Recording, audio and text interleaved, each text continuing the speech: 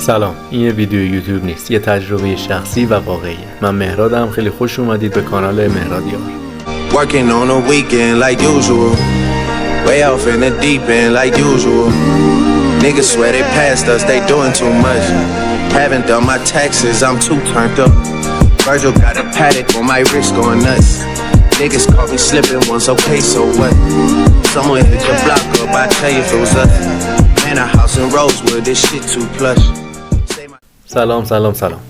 اگر تازه ویدیوهای منو دارید میبینید، تمام تلاش و هدف من اینه که اطلاعاتی که به نفع خودم بوده برای ساختن یه زندگی بهتر رو به شما انتقال بدم و این انرژی رو برای شما کمتر بکنم که برید کتاب‌های مختلف رو بخونید، کورس‌های به درد بخوری رو ببینید و بتونید ذره خودتون رو بیشتر دوست داشته باشید و اینکه از مطالب زردم در امان بمونید. خب موضوع امروز کانال یه موضوعی هست که از اون موضوعاست که من خیلی خودم دوست دارم، چون همه چی در هم بر همه. من چیزای عمیق رو خیلی دوست دارم، چون اونجوری که خودم زندگی رو شناختم اینه که چیز فرمول تو این دنیا نیست. یعنی اینکه یه چیزو بگیرم و فرمول به کار ببرم و مثلا دیگه اهمال کار نباشم، دیگه مثلا حس قربانی شدن نداشته باشم. نداریم همچین چیز رو. ما باید بک‌گراند یه چیز رو در بیاریم و بعد از طریق اون یه راه حلی ارائه بکنیم. پس من تو قسمت اول مقدمه این موضوع امروز رو مطرح میکنم، این که ما چجوری بتونیم جهان رو اونجوری که هست ببینیم و در انتهای ویدیوام راه حلشون میگم. خب این عکس پشت سر من رو ببینید. این طرف با ذره‌بین که مثال همون عینکه گرفته و دنیا رو داره با جزئیات و قشنگتر میبینه. خب اطراف صفحه تاره و حالا با عینک میتونه بهتر ببینه. دنیا همون دنیاه که حالا مثال قدیمیش هم که میگه شما اگر عینکتون زرد باشه همه چی رو زرد میبینید. اینا مثالای قشنگیه ولی میشه سوء استفاده ازش کرد، مطالب زرد رو ازش کشید بیرون. ما باید پشت سرش رو در بیاریم ببینیم از این ضرب المثل چجوری میتونیم استفاده بکنیم، وگرنه ضرب المثل درست. توی ویدیو قبل چند بار اشاره کردم که ما 95% رفتارهای روزانه زندگیمون از طریق ناخودآگاه مغز، یعنی جوری که ما دنیا رو میبینیم اون 95%. اون تحلیل 95% یه خروجی برای ما داره که من اگر میرم بیرون چه حسی خواهم داشت. اگر من کسی بودم که تو بچگی دچار حادثه هایی شدم، دچار سوانحی شدم که بیرون رفتن مساویه با ترسه، همیشه دنیا رو ترسناک میبینم. یعنی اگر میرم مثلا یه تجربه دزدی، خفت شدن من داشته باشم، میرم بیرون همیشه حواسم هست کسی نیادن. پس خیلی فرق داره با کسی که توی بچگی جوری بزرگ شده که هر موقع می اومده بیرون مساوی بوده با شادی، مساوی بوده با تفریح، تا با کسی که از خونه میاد بیرون باید بره دانشگاه، باید خرج خونه‌شو در بیاره، باید بره سر کار، باید دو شیفت کار کنه. اینایی که بهتون گفتم اطلاعاتیه که ما از طریق حسای پنجگانه‌مون میگیریم. یعنی این حسا رو ما از طریق حسای پنجگانه‌مون میگیریم، دریافت میکنیم و میره توی زمیر ناخودآگاه. حالا چیا رو من دارم میبینم؟ این خودش خیلی جالبه. یعنی اون حسایی که من دارم میبینم و تو یه دونه ویدیو من مفصل درباره این قضیه صحبت کردم که ما اصلا چرا باید به این دقت بکنیم. چرا مثلا یه نفر رو میذارن توی ورزشگاه، یکی داره به این دقت میکنه، یکی داره به اون دقت میکنه. پس اولا که ما یه بار شرطی شدیم، ولی ما میگیم همون اطلاعات رو دوباره میره تو زمیر ناخودآگاهمون و یه خروجی میده که اون خروجی رو ما میذاریم توی جعبه‌های، اسم روش میذاریم. حالا اگر برنامه نویس باشید شما این اسما رو توی اون داده ها میتونید بهتر متوجه بشید. مثلا من میذارم جعبه زیبایی، یعنی جعبه زیبایی واسه من به این معنی، به این معنی، به این معنی. جعبه ترس، جعبه فلان. ما اطلاعات رو مجبوریم به خاطر نوع ساختاری که مغزمون داره اطلاعات بندی کنیم، جعبه سازی کنیم. حالا مهمه که ما اول چیا میریزیم تو این جعبه که اون جعبه توش یه سری اتفاقا میفته که یه خروجی رو توش نگه میداره. شما مقایسه کنید با یه نوزاد، خودتونو، نوزاد هیچ جعبه‌ای نداره.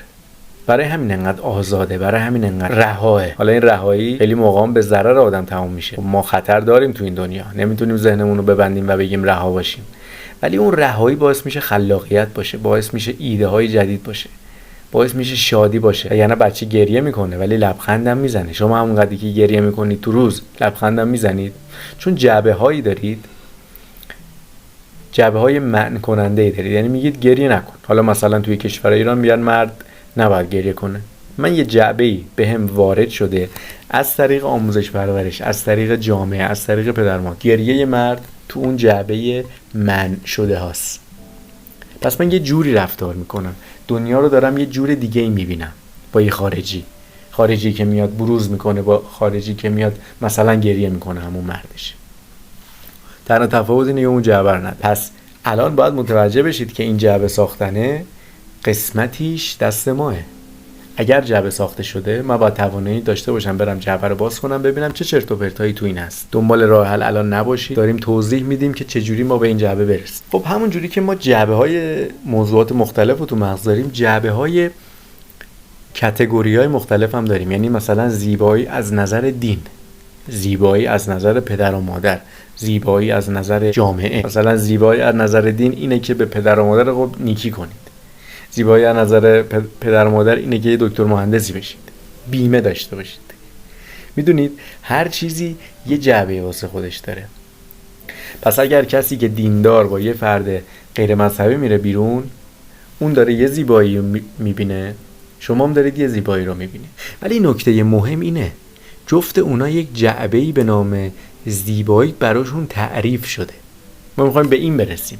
ما نمیخوایم بگیم اون بده اون خوبه، دین بده دیندارش خوبه، دیندارش بده غیر دینیش خوبه. ما اصلا به این نمیخوایم بپردازیم. بحث ما عمیق‌تره، بحث ما فلسفی‌تره، بحث ما کاربردی‌تره. خب شما این جعبه رو الان توی ذهنتون دارید. جعبه‌های حساس بیاید درباره‌اش صحبت بکنیم. خب این جعبه‌ها که تروماها و چیزهای قدیمی ما.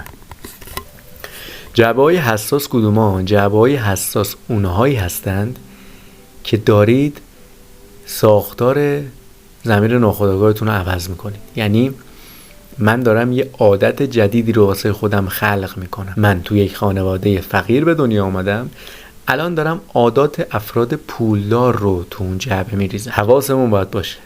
مغز به خاطر اینکه یک چیز بیگانه‌ای و جدیدی رو ما داریم دسته بندی میکنیم توش، نمیاد چسب محکمی بزنه رو اون جعبه.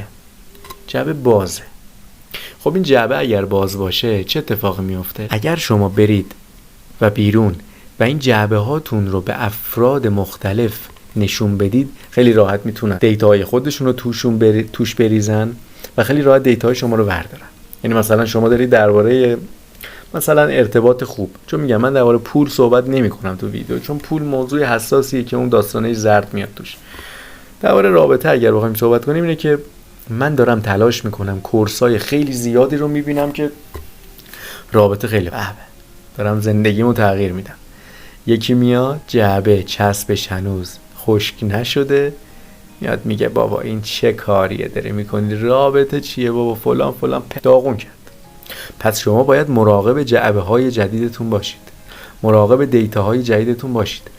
با خانواده درباره‌اش صحبت نکنید، با افراد که میدونید یا اصلا دونسته یا ندونسته درباره‌اش با هیچ کی صحبت نکنید تا بدونید، به این ایمان برسید که بدونید این جعبه اولا چسبش محکمه، دوما یه لایه دورش چیدم، دوما 3 لایه پشت چیدم، 10 تا لایه پشت چیدم که اگر طرف بیاد ضربه‌ای بزنه دیدگاه من عوض نشه. یعنی اون فرد کارخونه داری که ورشکست میشه چون دیده جعبه یادگیری پول در آوردن توش سالمه، چون انقدر دیوار دور خودش دور اون جعبه ساخته بوده، یه دونه ضربه ورشکستگی توش میخوره نصف این دیوار رو میترکونه. ولی اون دیدگاه هنوز هست که میتونه دوباره از همون استفاده کنه و دوباره بلند شه. یکی از جعبه‌هایی که خودم دارم جدیدن که نه، حدوداً 1 ساله ازش دارم مراقبت میکنم، جعبه دینی من. یعنی دین من، مذهب من به قدری حساس و جدیده، خدا یه جوری معنی داره توش، پیامبر یه جوری معنی داره توش، قرآن یه جوری معنی داره توش، زندگی یه جوری معنی داره توش که من درباره‌اش با هیچ کس صحبت نمی‌کنم. چون میدونم اگر بگم قضاوت میشم، ولی من از قضاوت شدن نمیترسم. از این میترسم که چسب باز نباشه که این دیدگاه ها بره توی اون دستگاه تجزیه تحلیل واسه خودش، چون مغز که نمیفهمه که یه دستگاهی داره کار میکنه، این دیتا میاد یه چیزی تحویل میده. ناخودآگاه یه ذره حس ترس بهم دست میده، شک نکنه من اصلا مسیر رو دارم اشتباه میرم تا حالا. پس شما باید از جعبه‌هاتون مراقبت بکنید. یک کسی یه جعبه‌ای داره، جعبه زندگی کردن شاده. مثلا یک مردیه که میخواد برقص. این مرد، الان من نمیگم مثل این کتابای زرد که برو برقص وسط، اصلا افکار واسط مهم نباشه. ما واسمون مهمه تو چه جامعه‌ای داریم بزرگ میشیم. اما اگر شما جعبه‌ای به نام رقص، اگر مرد هستید برقصید دارید، اگر تو مهمونی نتونستید این کارو بکنید، جعبه رو باز نکنید، هیچ اشکالی نداره. ولی باید تو تنهاییاتون برقصید. باید به اون جعبه برسید. رسیدن به اون جعبه باعث میشه که شما دورش دیوار بسازید. خب مسئله دینی هم که گفتم همینه دیگه. خب یه سری افراد خوش مذهب داریم، ما تعصبی داریم، رو هر مسئله‌ای داریم. من از یک طرف اون طرف رو لایق ارزش میدونم، اینکه چقدر اعتقاد داره و چقدر میتونه بمونه رو اون اعتقادش. از این نظر قابل احترام. ولی یه جایی میرسه که شما باید آپدیت کنید، یعنی باید زمانشناس باشید. خب یه سری از یه مدتی بودیم مجسمه های تهران رو می اومدن میدوزیدن، افراد مشهور رو که قدیم بت پرستی ما داشتیم هزاران سال پیش. ببینید اینا انقدر آپدیت نیستن که گفتن این الان میاد بت پرستی میشه، اینا رو اومدن جمع کردن که هنوزم حالا یه ذره بهتر شده ولی هنوزم هست. خب این آپدیت شدنه خوبه، ولی نه از طریق دیگران. یعنی من نباید بتونم دسترسی داشته باشم به دیدگاه اون شخص. برای همینه که خیلی راحت شدم موقعی که فهمیدم نمیتونم دیگران رو تغییر بدم، چون من نیستم.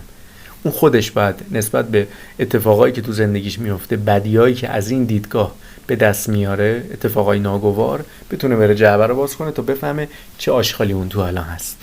توی رابطه هم همینه. حالا من پیچ در پیچ میگم اینا رو، چون میگم از روی الگویی نمیرم، ولی هر کدومش ارزشمند. رابطه چه رابطه موفقه که کسی باشه اولا توانایی خوندن این دیتاهای تو جعبه داشته باشه.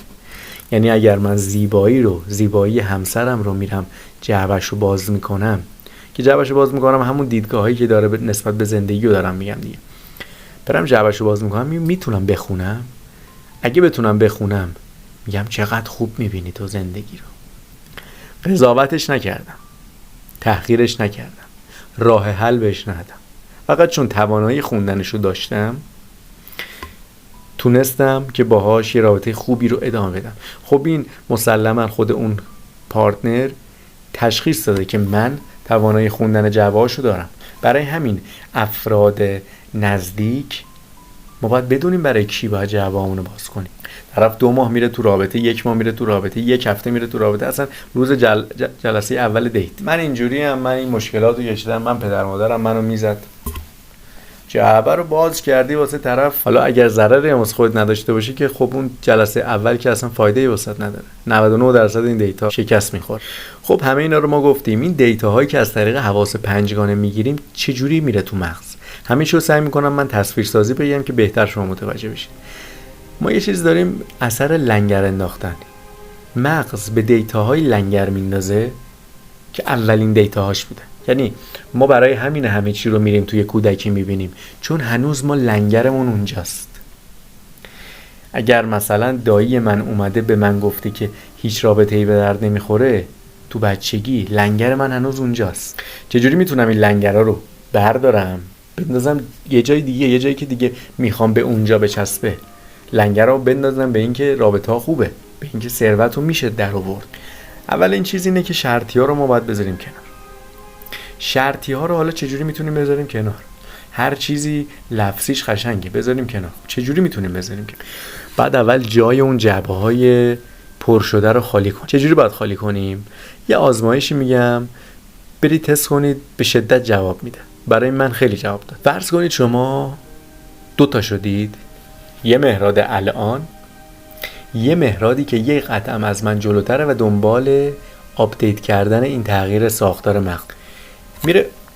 یه بار اصلا نمیخواد 2 تا شید، یه بار من این ور میز قرار میگیرم. میتونید تو واقعیت هم اگر شرایطشی دارید که مورد قضاوت قرار نمیگیرید این کار رو انجام بدید. یه بار من این ور میز قرار میگیرم، سوال از خودم میپرسم، سوالهایی که ذهنمو به چالش بکشه. شاید اولش باعث بشه که اعتماد، باعث بشه نفسمون ضربه ببینه. چون ما داریم کارهایی رو میکنیم که تا الان با اون شکل گرفتیم. یعنی اگر من با اسم مهراد شکل میگرفتم، الان میخوام کاری کنم که اسمم بشه یه چیز دیگه، خب نفسم نابود میشه. ولی شما باید یه چیزی رو خراب کنید تا بتونید یه چیزی رو بسازید. سریعا باید ساخته بشه. حالا اونو تو محل بعد میگم. پس شما یه سوالی از این ور میز میپرسید: آیا من دیدگاهی که دارم نسبت به رابطه دیدگاه خودمه یا دیدگاه مادرمه؟ میرم اون ور میز به عنوان شخص خنثی، اصلا فکر کنید مهراد نیستید اونجا، یه شخص دیگه اید. اگه دیدگاه دیگه ای میخواید زندگی رو ببینید، میگه نه فکر کنم، اصلا نپرسید، فقط بپرسید که این دیدگاه منه، مغز خودش در میاره. اون ور میز میگه نه، مادرت چیزایی مثلا خوبی در رابطه به تو یاد نداد. پایه رو یه ذره شل کرده. حالا میتونم خرابش بکنم این دیدگاه منفی رو. حالا موقعی که دیدگاه منفی رو خراب کردم، سریع میام جایگزینی میکنم. یعنی سستش میکنم. مثلا من میخوام نسبت به ثروت دیدگاه هم عوض بشه، میام سست میکنم. میام مثلا میگم کسی که اومده، پیرمردی که اومده گفته زندگی توش پول نیست. تو بچگی منم اینو شنیدم. میام میگم زندگی پوله. اگر میخواید موفق شید اصلا زندگی پوله. سستش میکنم. بعد میام دیتاهای جدید بهش میدم. دیتاهای جدید با خواندن کتابای جدید، با در معرض قرارگیری خودتون توی پادکست ها و فایل های صوتی خوب، کورس های خوب. خب بعد یه جایی میرسید که هر چی فکر میفهمید که بیشتر میدونید، دارید هیچی نمیدونید. چون اونجاست میفهمید زندگی، حالا معنی زندگی یعنی چی. یعنی این که من دارم از این ور دعوا میکنم که این صندلی الان این شکلیه، تویی که داری میبینی میگی پشتش این شکلیه، من میگم نه صندلی اینه. شما به جایی میرسید که بالا دارید نگاه میکنید. هم شما رو من میفهمم، هم خودمو. اونجاست که ذهنتون آروم میشه. اونجاست که زندگی رو جور دیگه ای شما نگاه میکنید. ما همیشه فکر میکنیم دیدگاهامون مثل وزنن، مثل انگار جامدن. اصلا اون کسی هم که اومده اون اثر لنگر رو به نظر من ساخته، دوباره همین داشته تداعی کرده. ما فکرامون بی وزن باید باشن، یعنی سبک باشن که بتونیم جابجا بکنیم. اگر ما به چیزی بچسبیم ضرر میکنیم. کشتی که لنگر انداخته باشه دیگه نمیتونه حرکت کنه. پس ایده ها و طرز تفکر ما باید بی وزن باشه. پس اگر شما در معرض افراد جدید خودتون رو بذارید و مثل اون ویدیویی که بهتون گفتم بشنوید ولی چیزی نگید، آقا شما آدم مذهبی نیستید، برید پای منبر مذهبی بشینید، یه بار دیدشو بشنوید. اولا که میتونید کنترل داشته باشید رو مغز. الان نمیخوام طولانی کنم، ولی در نهایت تمام این دیدا شما نمیتونید هیچ موقع جای اون باشید که، ولی دیدشو میتونید بگیرید. یه بار من از این ور میگیرم، یه بار از این ور میگیرم، یه بار از این ور میگیرم. انگار دارم اینو اسکن میکنم این صندلی رو، و در نهایت یه دید کلی بهش دارم. شما دید کلی که داشته باشید میتونید تازه زندگی رو بهتر ببینید. خیلی جاها دیگه بحث نمی کنید، خیلی جاها دیگه نشخوار فکری ندارید، خیلی جاها دیگه میدونید این صندلی این شکلیه چون دیتای اونو گرفتم، اینم گرفتم، بدیای اونو دیدم، خوبیای اونم. ممنونم نگاهتون. تمام تلاش من اینه که یک قدم خودتون رو بیشتر دوست داشته باشید. اگر کسی رو میشناسید که به این صحبت نیاز داره، اینو براش بفرستید. ممنونم. خدا